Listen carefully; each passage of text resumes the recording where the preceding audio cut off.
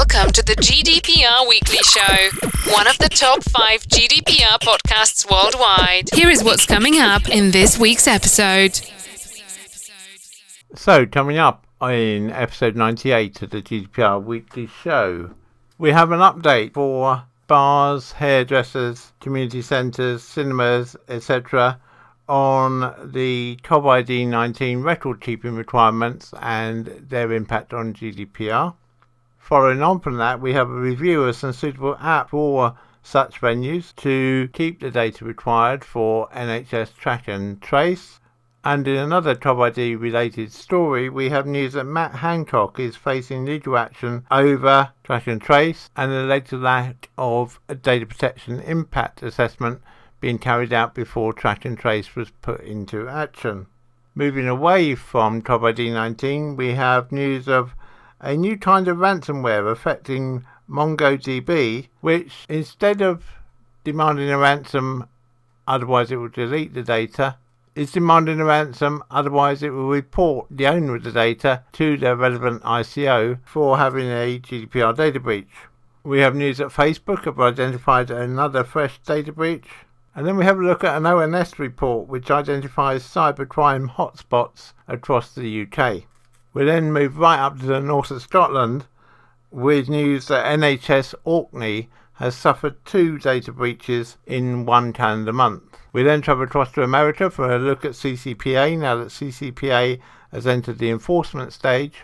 And staying in California, we have news of the Californian healthcare plan which has suffered a major data breach. We then come back to Europe, to Italy, where the Italian Data Protection Authority, the Garante, has fined Unicredit €600,000 for a data breach. We then have a review of a report from the EU, which sets out the EU's global ambitions for GDPR. And then finally this week, we travel to Australia for a look at Australia's new CDR rules, and we compare them to GDPR.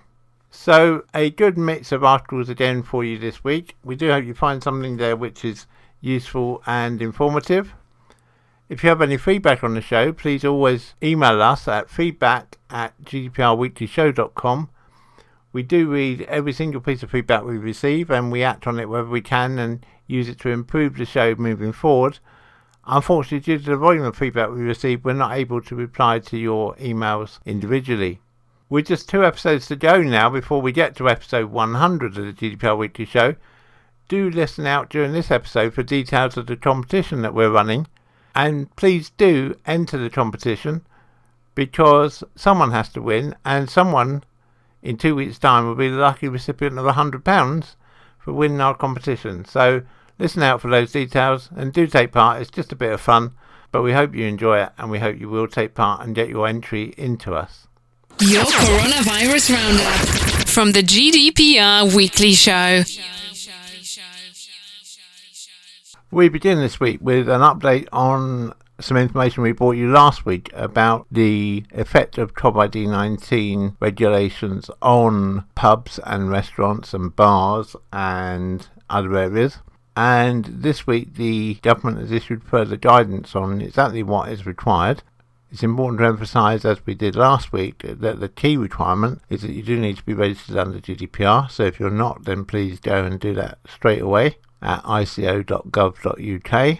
And the second is that you must update your privacy policy to tell people that you're now collecting data under Covid-19 regulations and why, and what they can do to request that you either change or delete that data. And all these changes are in our model privacy policy, which we've made available on our Covid-19 page on our website, which you can find by going to www.gdprweeklyshow.com/COVID-19. That's COVID-19.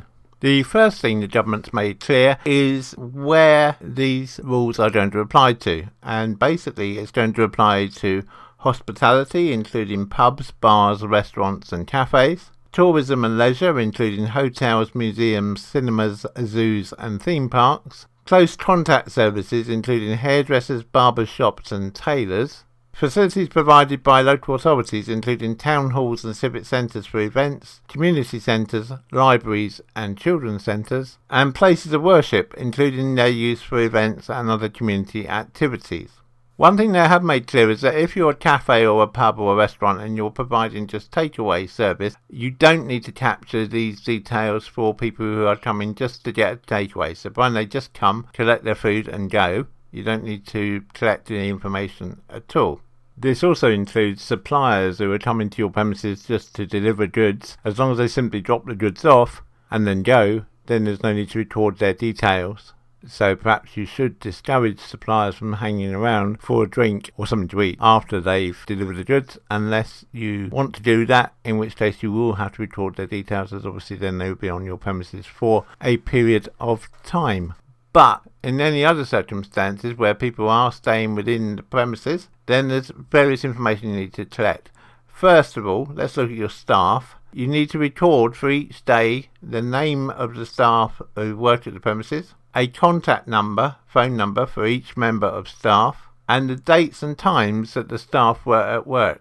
And it's also recommended that you make a note of what zone they're working in within your premises. What's recommended is that you divide your serving area or your tables, your covers, into zones, and a particular member of staff works just in one zone. So for instance, you might have an outside beer garden and one member of staff solely works in the beer garden, and you record that against a staff member for that day. The reason that's important is it helps limit the number of people who need to then self-isolate should a case of Covid19 occur, either in your staff or in your customers. So turning to your customers and visitors, you need to record the name of the customer or visitor. Now, one thing that the government has made clear is that if there's more than one person, i.e. there's a group or family, then you don't need to record the details of everyone. You can just record the name of the lead member of the group and the telephone number for contacting them, whether that's either their landline number or their mobile number, and also just make a note of the number of people in the group. Against the phone number and the name, you should also record the date of the visit, their arrival time, and where possible, also their departure time. Now, it's recognised that departure time may need to be approximate because you're not going to expect people to come and check out necessarily from your premises. So it's recognised it could be to the nearest 15 minutes or 30 minutes for the departure time.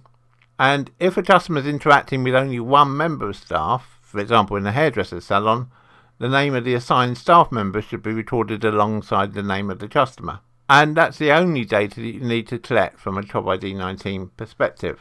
Now, of course, it may be that if you're using a third-party booking system, and we come on to have a look at some of those in the next article this week, but if you're using a third-party booking system, it may well be, of course, that that's recording all this information for you anyway. But if you're not, then you need to find another way of recording it, whether that's electronically or whether it's just on pen and paper. The giving of the contact information is totally voluntary, although you should encourage customers and visitors to share their details in order to support the NHS Test and Trace, and advise them that this information will only be used where necessary to help stop the spread of Covid19.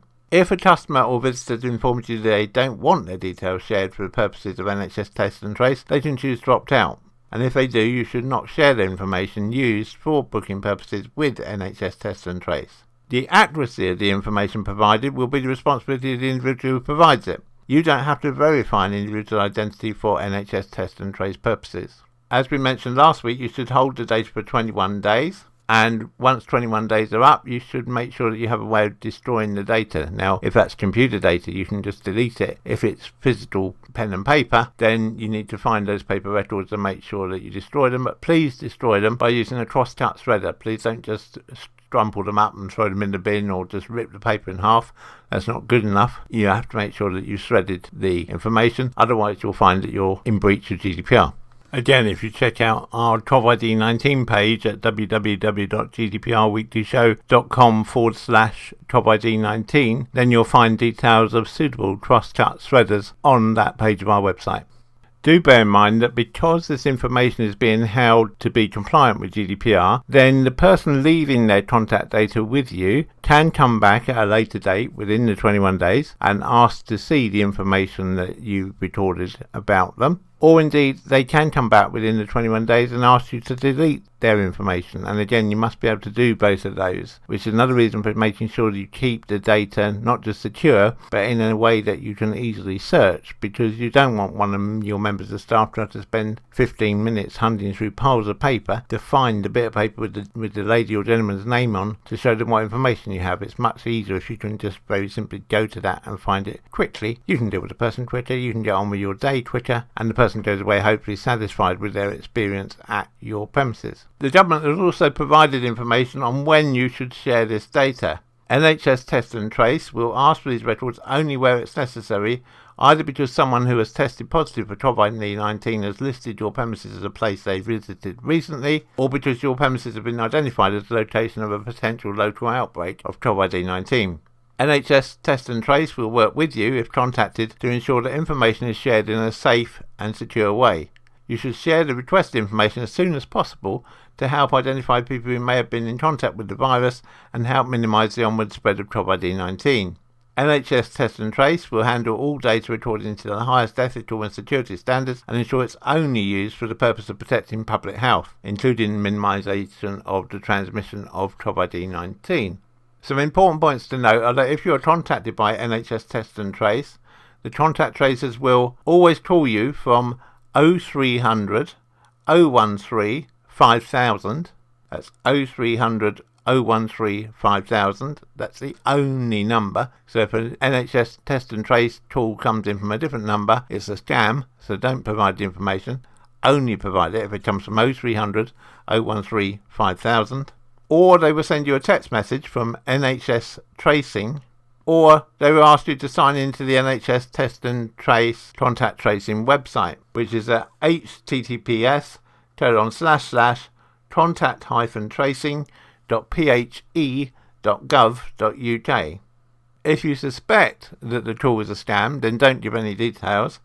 And clues that it might be a scam includes that real NHS contact tracers will never ask you to dial a premium rate number to speak to them, for example a number starting with 09 or 087, ask you to make any form of payment or purchase a product of any kind, ask for any details about your bank account, ask for your social media login details or identities, or those of your contacts, ask you for any passwords or PINs, or ask you to set up any passwords or PINs over the phone, disclose any of your personal or medical information to your contacts, ask about protected characteristics that are irrelevant to the needs of Test and Trace, provide medical advice on the treatment of any potential coronavirus symptoms, ask you to download any software to your PC, or ask you to hand over control of your PC, smartphone or tablet to anyone else, or ask you to access any website that does not belong to the government or the NHS.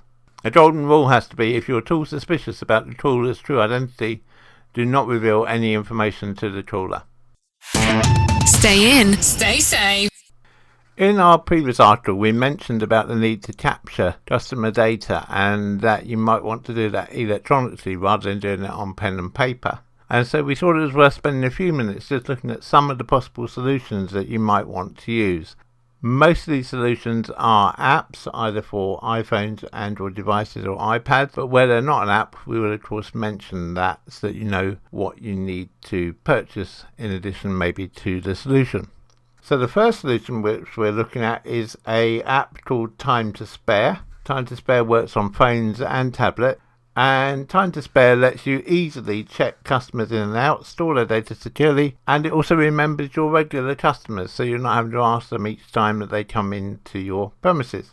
Staff only have to tick a box, and there's no need for your customers to download an app. This solution is not expensive, and it's not a booking service or ordering system. You don't have to change the way you operate. It works just as well with walk-ins as it does with venues with pre-booked tables.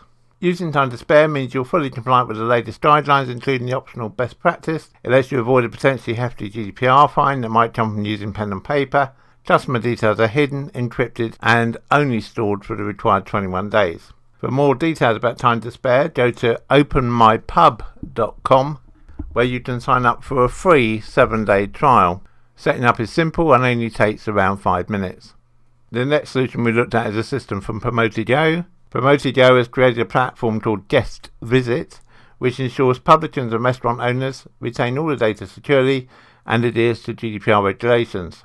It gives your customers the assurance that it would only be used in the event of an NHS test and trace request. The system does not allow the pub or restaurant any access to the data, so they can neither lose it nor use it to market it back to the guests. Promotio is accredited by the Data and Marketing Association, the DMA.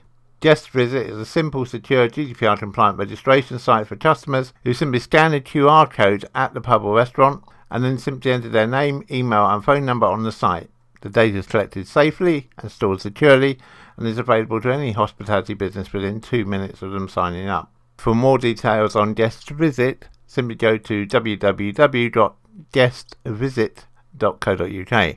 The third solution we've looked at is a system called InkPass. InkPass provides the safest, easiest and most secure way for all venues to record their guest details and remain fully GDPR compliant. To use InkPass, guests must follow a one-time registration process and then check in. Once checked in, the user will have a pass that is displayed on their phone, which is easy for your staff members to see.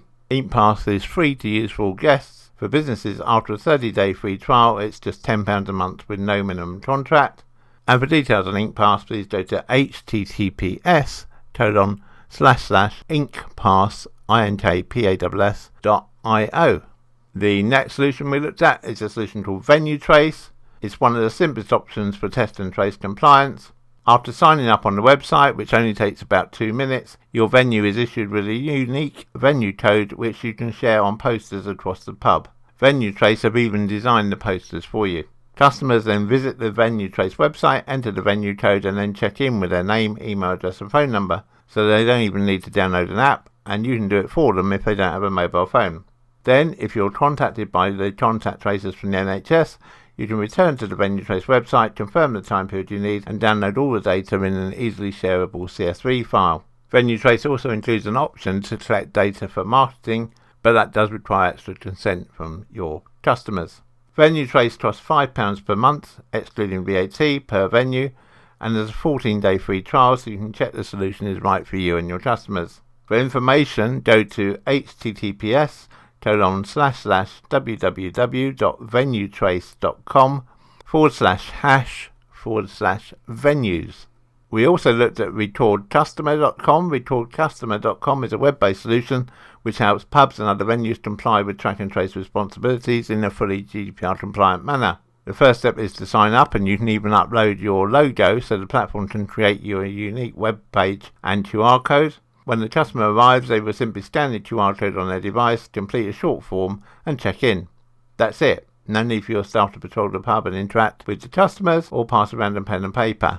It also goes one step further. The customer gets a confirmation screen which they can show you on entry or when they get served, just to give you peace of mind. When it's time to leave, they just scan the QR code again or press sign out. If the government asks for customer details from a specific time period, you simply log into your dashboard and download the relevant data. The system automatically deletes data after 21 days, so ensuring you comply with GDPR regulations. For details, go to www.recordcustomer.com. Another QR-based app is Door Sentinels, and they've introduced a product called SAM, which is a QR reader-based app which enables customers to easily and securely pass their contact details to any pub or licensed premises which is required to obtain, retain and destroy customer details to comply with track and trace. Scalable for one venue or 1,000 with functionality for adding administrators for the whole business or specific locations. Door Sentinels has solved the headache for businesses of all sizes to scan people into their pubs or restaurants in a hassle-free way. For more information, visit www.doorsentinels.com. We should add that this is only a selection of available apps on the market, and we have no connection with any particular app supplier or vendor, and we've received no payment for any of the app mentioned in this article. Anyone can spread coronavirus. Stay at home, protect the NHS, save lives.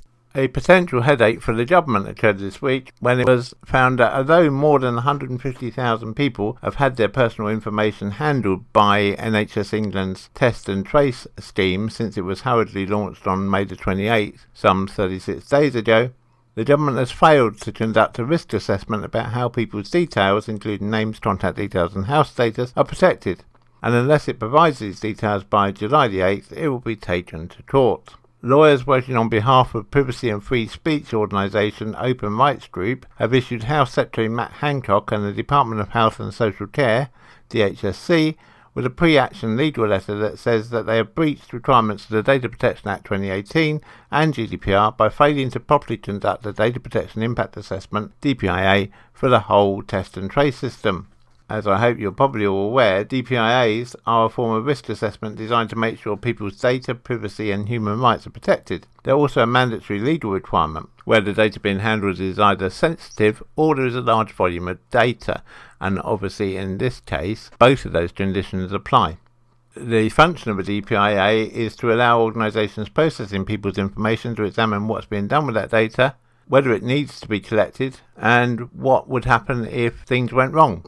Test and Trace has been criticised for failing to reach a quarter of the people who tested positive for Covid19, a lack of staff training as thousands of people were initially employed, and the collapse of the NHS developed contact tracing app, which was tested out on the Isle of Wight, which we've mentioned in a couple of previous episodes of the GDPR Weekly Show. Incidentally, it's also been established that there was no data protection impact assessment available before the app was trialled on the Isle of Wight. Jim Killock, Executive Director at ORG, said just because there's a medical emergency doesn't mean that you just forget about basic data protection and safeguards.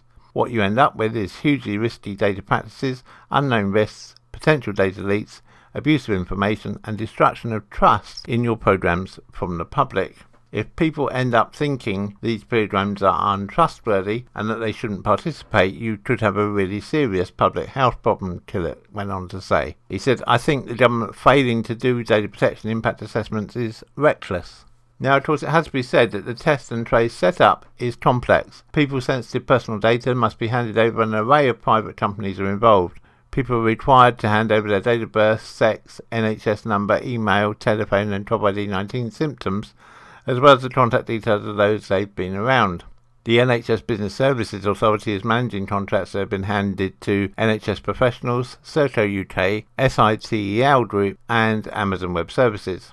The Open Rights Group and its lawyers, AWO, have been asking for details of the data protection impact assessment since June the 2nd, days after Test and Trace was launched. They say they faced delays in getting responses, the setup of Test and Trace seemed rushed, plus there had been a lack of clarity and transparency when responses had been received. The legal complaint, which was sent to Matt Hancock and other officials at the Department and Public Health England on July the 1st, claims processing of people's data is in breach of the Data Protection Act 2018 and GDPR Article 35. They say there have only been privacy and data protection considerations made to a few narrow parts of the overall test and trace system, and that they will file for a judicial review after July the 8th if a full review isn't completed.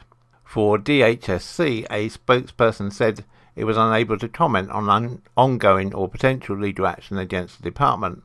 Within the legal letter, a private secretary at DHSC is said to have emailed ORG saying there were data protection impact assessments and accompanying privacy notices undertaken for both the testing and contract tracing advisory service aspects of the programme, which augment pre-existing assessments regarding public health tracing functions. In a later message, they say the Contact Tracing Advisory Service is a website that thousands of people employed by Test and Trace use to enter the details of people identified by the service. Emails sent by the Government Department to OWA and ORG say they believe a number of data protection impact assessments instead of a single unified data protection impact assessment would be appropriate under GDPR.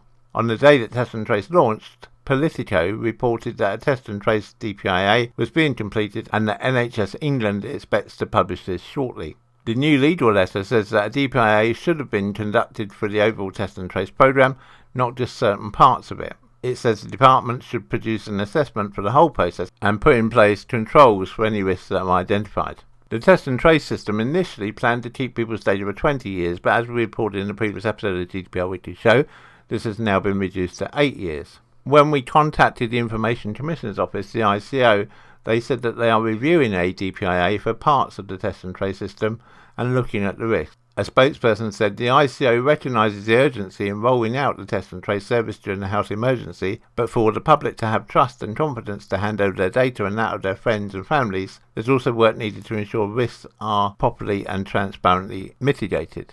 The ICO adds that it is in contact with people leading the Test and Trace system so it can find out more about their processing, understand the data protection implications of the Test and Trace programme and its ecosystem, and make sure laws are being followed. However, this isn't the first time that the government has been threatened with legal action for failing to publish documents during the pandemic. In early June, Open Democracy and legal group Foxglove were hours from suing the government for failing to release contracts between the NHS and Amazon, Microsoft, Google, Faculty AI and Palantir. Freedom of information requests for the contracts were refused on the grounds of commercial confidentiality, but following the threat of legal action, they were published. We want to give the government every chance to get this right, Tillett added. We're not trying to bring the programme down, we simply want them to sort the risk out. It's obviously likely there will be developments on this during the coming week, and so we'll bring you any developments in next week's episode of the GDPR Weekly Show. And now, the rest of this week's news.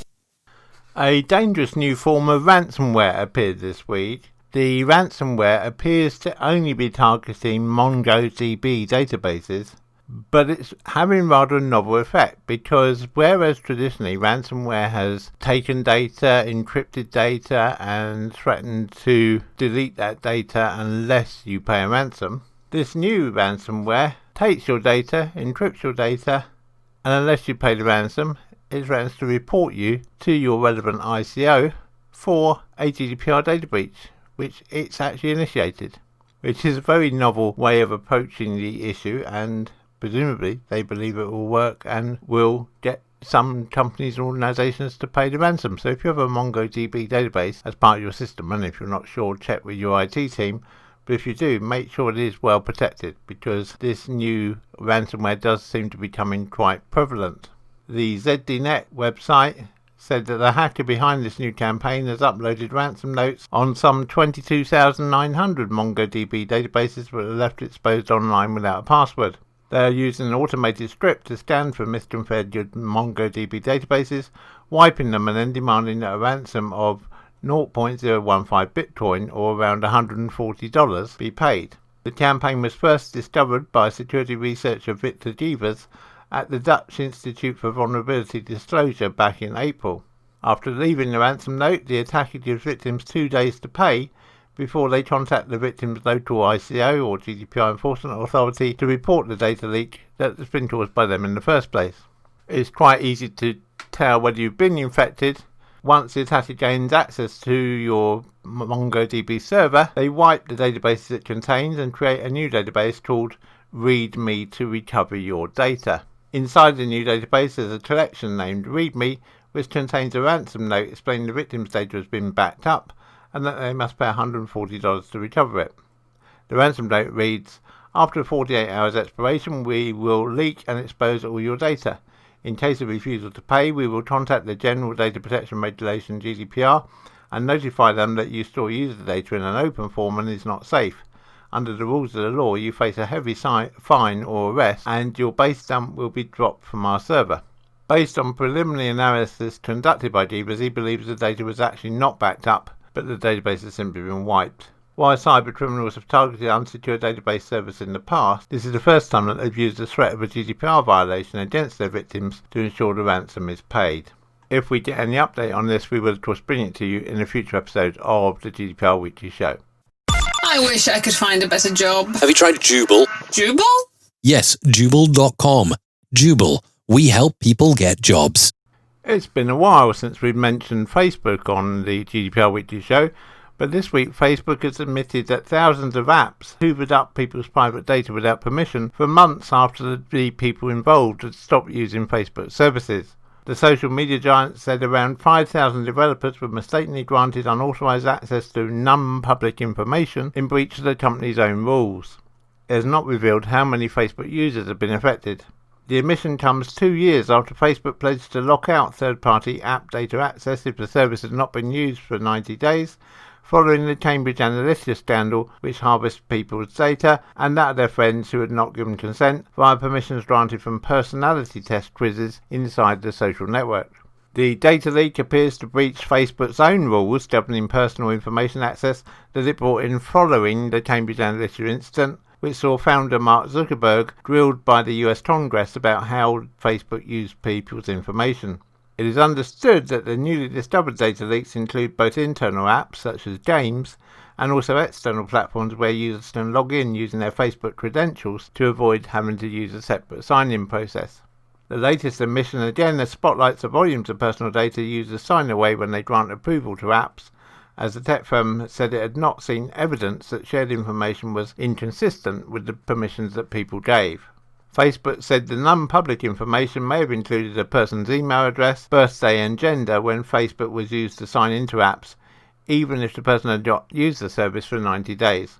The social network gave the example of data leaking from a fitness app where a user had invited a friend to a workout, but the recipient's usage was dormant for a long time. Facebook's Vice President of Platform Partnerships, Konstantinos Papamilitatis, said, "Recently, we discovered that in some instances, apps continued to receive the data that people had previously authorized, even if it appeared that they hadn't used the app in the last 90 days. He went on to say, "We currently estimate this issue enabled approximately 5,000 developers to continue receiving information, for example, language or gender, beyond 90 days of user inactivity." He said the bug had been fixed to help strengthen data security requirements and clarify when developers must delete data. We expect the Irish ICO will follow up Facebook at some point, and when we get an update either from Facebook or from the Irish Data Protection Authority, we will of course bring it to you in the next available episode of the GDPR Weekly Show. Celebrate our 100th episode with us and you could win £100. Just name the 5 countries where we have most listeners worldwide. Listen out for more details.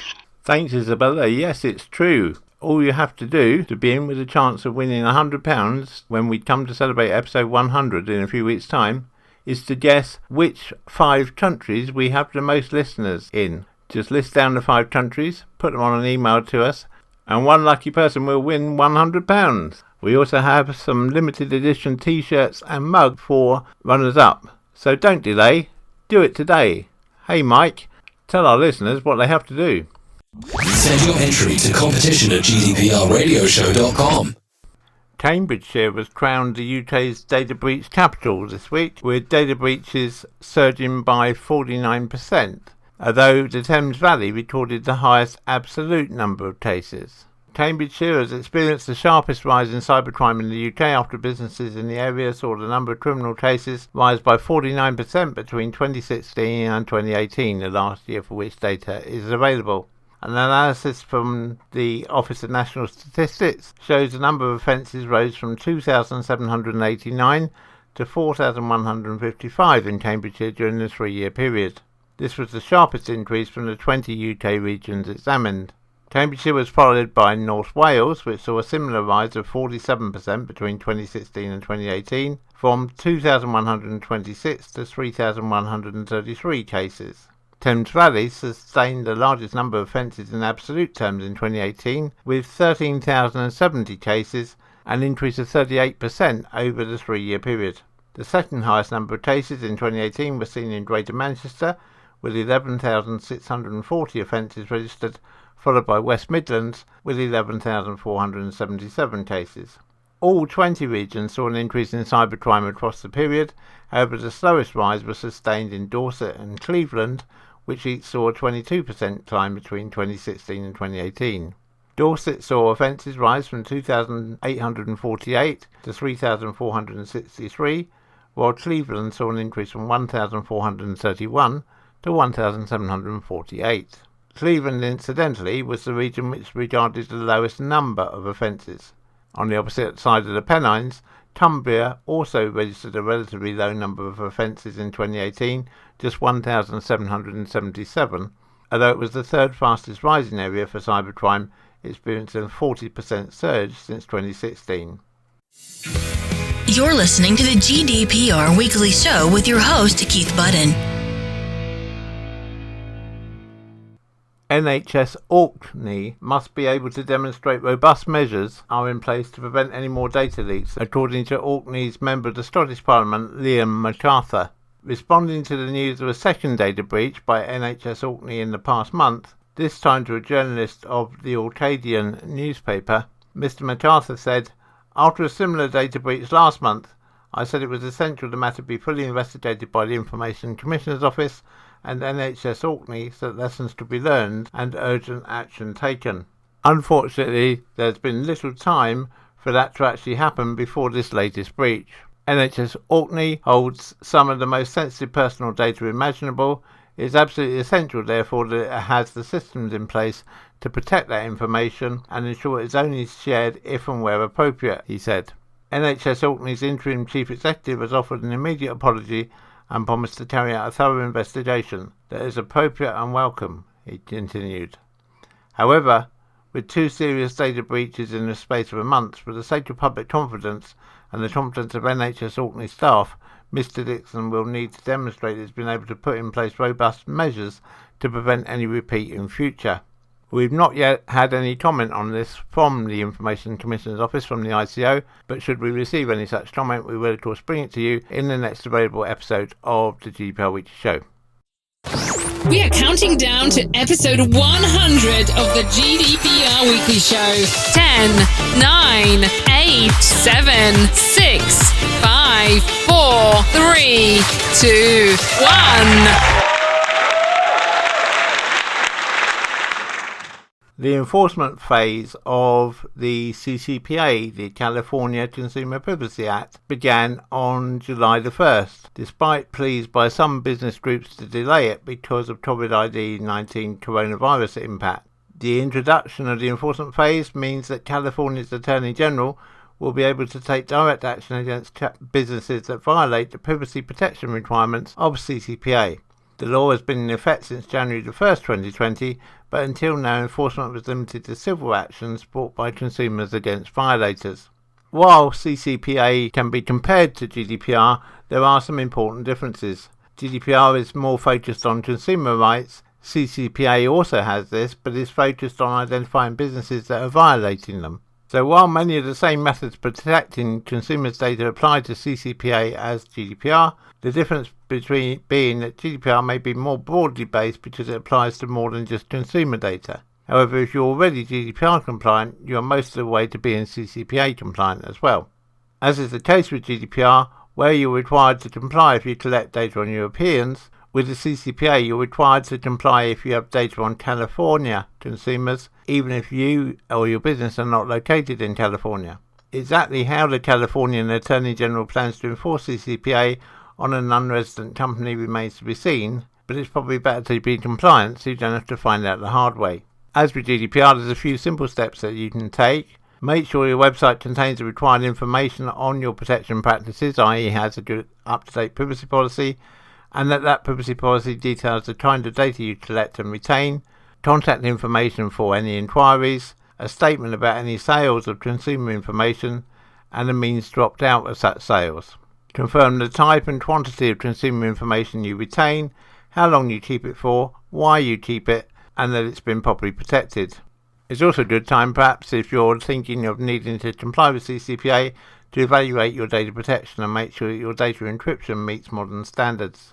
And of course, as with GDPR, it's all about minimising the amount of data that you hold, so it's worth evaluating the data you hold and establishing quite why you need to hold each piece of data. It will probably be a while before we hear of any action actually being taken by the Californian Attorney General, but if we do hear of any such action, we will of course bring it to you in the next available episode of the GDPR Weekly Show. The Central California Alliance for Health announced on Tuesday this week that it had recently become aware of a data security breach that may have resulted in the unintentional disclosure of member health information. The Alliance is the Medi-Cal Managed Healthcare Plan for Merced County, in addition to Santa Cruz and Monterey counties. In a release, the Alliance says there is no evidence that member information was accessed or misused. According to the press release, an unknown, unauthorized third party accessed 3 employees' email accounts to obtain the credentials of several individuals during a brief period on May the 7th, 2020. After the potentially suspicious activity, Alliance staff immediately began an investigation to determine what information was potentially accessed. The company determined that limited member health information may have been accessed, however the information would not have included any financial information or any social security numbers. The Alliance remains committed to protecting member information and has taken steps to prevent a similar event from occurring in the future, the company said. The email accounts of the employees involved were shut down and all Alliance employees were required to change their system password information. All employees were also required to complete a training course on preventing these types of data security breaches. Letters were sent out to potentially impacted members, which included additional information of what had occurred. It is understood that the Alliance has over 330,000 members in Monterey, Merced and Santa Cruz counties in California. If we receive any further information on this data breach from the Alliance, we will of course bring it to you in a future episode of the GDPR Weekly Show. Celebrate our 100th episode with us and you could win £100. Just name the 5 countries where we have most listeners worldwide. Listen out for more details.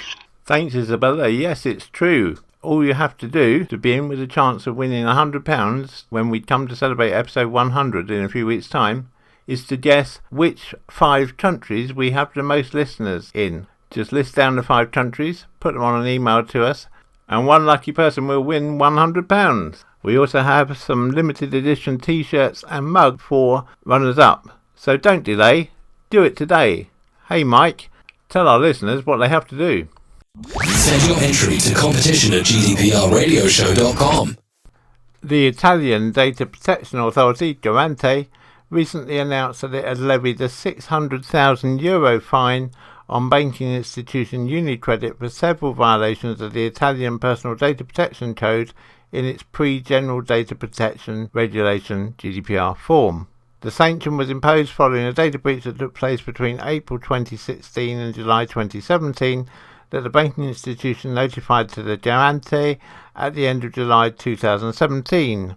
As a result of the breach, the personal data of over 700,000 customers, including contact details, employment data, education data, identification details and financial data, including bank account numbers, information on loans, payment status and customers' credit ratings, was unlawfully accessible. The Garante found that the bank had failed to implement adequate security measures and comply with local requirements regarding the tracking of banking transactions. In determining the amount of the fine, the Garante took into account the number of individuals affected by the breach, as well as the fact that the bank had implemented various security measures to strengthen its security of its IT systems following the breach.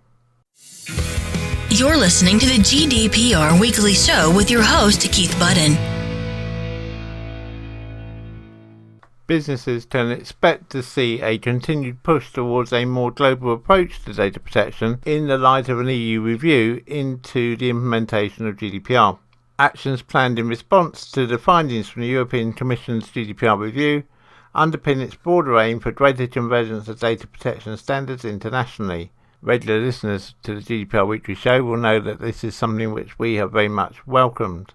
The review said that the European Data Protection Board, the EDPB, would continue its efforts to drive out differences in the way EU governments and national data protection authorities applied the data protection law, and push to expand the network of jurisdictions deemed to offer equivalent data protection to that available in the EU, and with that the revision of the standard contract clauses to help companies transfer personal data around the world more easily. Refining data protection law and guidance to support digital innovation in areas such as the use of artificial intelligence and blockchain technology is also high on the agenda.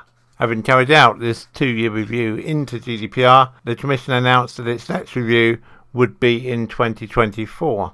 The review notes that every country within the EU has now introduced its own data protection law on top of GDPR, but being in line with GDPR, the only EU country not to yet introduce its own domestic law is Slovenia. One thing which the Commission did pick up on was the differences in age of consent across the EU nations, and it said that it would continue to work to try to get this harmonised across all of the countries involved.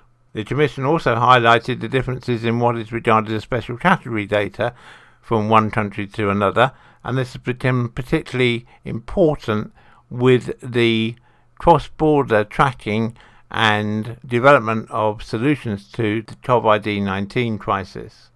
The Commission has asked the EDPB to clarify the interplay between rules on international data transfers and the territorial scope of GDPR. The GDPR's territorial scope, which covers processing activities of foreign operators that are active in the EU market, must also be reflected in the enforcement action by the data protection authorities, it said. In this regard, the Commission said representatives within the EU should be appointed to liaise with data protection authorities of so-called third countries. Finally, the assessment and eventual approval of binding corporate rules and the completion of the work on the procedures and criteria for codes of conduct and certification methods is seen as essential to further develop the toolkit for international data transfers. According to the Commission, the GDPR acts as a major reference point at international level for countries developing their own data protection frameworks and has accelerated the introduction of modern privacy rules in many jurisdictions, most recently in the Dubai International Financial Centre. While this should contribute to improved data protection when data is transferred outside of the EU, it should also facilitate legitimate data flows. In this respect, the Commission plans to ramp up its dialogue with policymakers around the world, for instance through the EU-Africa Partnership and in discussions with the OECD, G20 and G7, with the objective of increasing respect for privacy and developing elements of convergence between different privacy systems. The Commission also plans to establish a Data Protection Academy to facilitate and support exchanges between European and international data regulators. The Commission's report also highlighted its intention to continue fighting abuses of privacy and digital protectionism, including by challenging disproportionate access of foreign authorities to personal data and forced data localization requirements. And finally, this week we travelled to Australia, where as part of the rollout of the Consumer Data Right, on 8th of May 2020, the Office of the Australian Information Commissioner, the OAIC, and the Australian Competition and Consumer Commission, the ACCC, jointly published a compliance and enforcement policy for the Consumer Data Right. From the 1st of July 2020, major banks will be required to make available to accredited persons consumer data relating to credit and debit cards, deposit accounts and transaction accounts. To give a bit of background on the Consumer Data Right, the Consumer Data Right is intended to allow consumers to have more control over their data, so very like GDPR and indeed CCPA. Subject to applicable privacy safeguards, the CDR facilitates the disclosure of information relating to individuals, to the individuals themselves, or to accredited persons. In other words, the CDR allows consumers to direct their bank to provide the consumer's information to other suppliers, such as price comparison services. Increasing the portability of data in this way will presumably lead to increased competition and drive innovation. The CDR was introduced into the banking sector in July 2019, with a phased rollout to occur throughout 2020, called Open Banking, followed later by the energy and telecommunications sectors. The CDR applies to CDR data. For the open banking rollout, this includes the information such as customer data, which identifies consumers and those authorised to act on the consumer's account, e.g. the name, the ABN, the ACN, any contact details, account numbers, account names, opening and closing balances, direct debit deductions, etc. Entities wishing to collect or receive CDR data must be accredited by the ACCC. Since the 26th of May 2020, businesses have been able to apply through the ACCC's Consumer Data Right Register and Accreditation Application Platform. The Australian Government has acknowledged that allowing the open disclosure of data in such a way requires stringent safeguards to protect the privacy of consumer information. As such, the OAIC and the ACCC have released privacy safeguards which set out how privacy will be protected and how confidential data will be dealt with under CDR. Importantly, the privacy safeguards in relation to CDR apply to both individual and business consumers, unlike the Australian privacy principles under the Privacy Act 1988, which govern the use of personal information only. Most notably, the privacy safeguards require data holders to manage CDR data in an open and transparent way, give CDR consumers the option of using a pseudonym or other non-identifying information in relation to their CDR data, not collect CDR data unless a consumer has requested that it be collected, disclose data only when required by law and destroy CDR data which is obtained contrary to the consumer data rules, notify consumers whose CDR data has been collected, not disclose CDR data to overseas recipients unless the recipient is an accredited person under Australian legislation or is subject to an overseas law that provides substantially similar protection for CDR data as the Australian privacy safeguards. Ensure that CDR data which is required to be disclosed is accurate, up-to-date and complete. Ensure that CDR data is protected from misuse, interference, loss and unauthorised access, modification or disclosure. And correct CDR data when requested to do so. Given the stringent regulation of data privacy, the involvement of third parties in the data collection process has unsurprisingly been a key concern of the ACCC and its stakeholders. In December 2019, the ACCC consulted on the most efficient way to facilitate the collection of CDR by third parties. On the 22nd of June 2020, the draft Competition and Consumer Data Right Rules 2020, allowing for the collection of data by third-party intermediaries, were released. Broadly, these draft rules allow CDR data to be collected by third parties, providing that the third-party intermediary is accredited to collect CDR data and is collecting CDR data on behalf of another accredited person. If implemented, the draft rules will allow two accredited data recipients, the principal and the provider, to enter into a combined accredited person arrangement. This will enable providers to collect and/or use or disclose CDR data to the principal, who would provide the requested goods or services to the consumer. Importantly, providers under such arrangements would only be permitted to use CDR data if a principal could also be authorised to use the data, provided the privacy safeguard requirements above are met. The consultation process for these draft rules is set to close on the 20th of July 2020. From a compliance perspective, the OAIC and the ACCC are focused on preventing consumer harm and ensuring the efficient operation of CDR. To do this, the OAIC and the ACCC will receive information from CDR consumers, businesses and other stakeholders regarding the operation of the CDR framework. For the banking sector, receive reports from the Australian Financial Complaints Authority to address any concerns within the relevant sector, and it's understood that this will be later expanded to energy and telecommunications dispute resolution bodies. Receive mandatory periodic reports from both data holders and recipients concerning CDR information. Undertake audits and assessments of data holders to ensure compliance with the consumer data rules, legislation and privacy standards. And issue data requests to data recipients, and if required, utilise statutory powers to compel the production of information or documents where there has been a possible breach of CDR regime. Where breaches of CDR regime occur, the OAIC and the ACCC are able to take enforcement action, the gravity of which depends on the seriousness of the breach.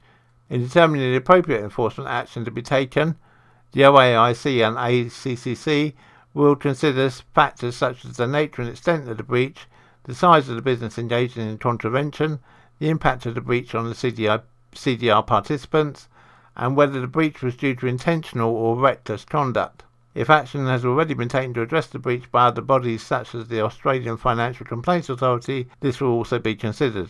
Given that the action which may be taken by the OAIC and the ACCC is largely discretionary, it would be prudent for businesses and data holders to cooperate with regulators and to ensure that their privacy policies and breach notification procedures are adequate and up to date. Under the policy, the OAIC and the ACCC are granted a range of enforcement options. These include administrative resolutions, such as accepting voluntary commitments from businesses to address non-compliance issues, issuing infringement notices to data holders or recipients where a contravention of the CDR framework has occurred, accepting written court-enforceable undertakings from CDR participants who commit to refraining from certain action or to take action to remedy a breach or prevent future breaches, suspending or revoking a recipient's accreditation to receive CDR data, and initiating court proceedings for a breach of the legislation or consumer data rules which could result in potential injunctions, monetary awards or orders disqualifying certain persons from being directors of corporations. Court proceedings are more likely to be initiated where the conduct is widespread, repeated, or likely to cause substantial consumer detriment.